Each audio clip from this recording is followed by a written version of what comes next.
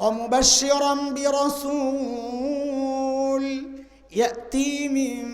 بعد اسمه أحمد শোনো এতক্ষণ তো আমি বয়ান করছি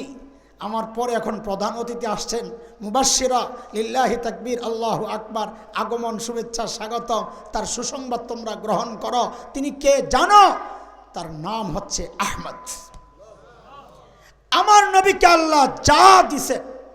সব সেরা সেরা জিনিস দিয়া সাজাইয়া তারপরে নবীকে পাঠাইছেন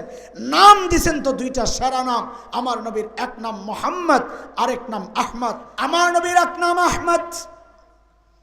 আহমদ মানে সবচেয়ে বেশি প্রশংসাকারী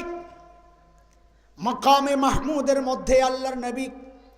নিজে বলেছেন আমি এমন এমন শব্দে আল্লাহর প্রশংসা করব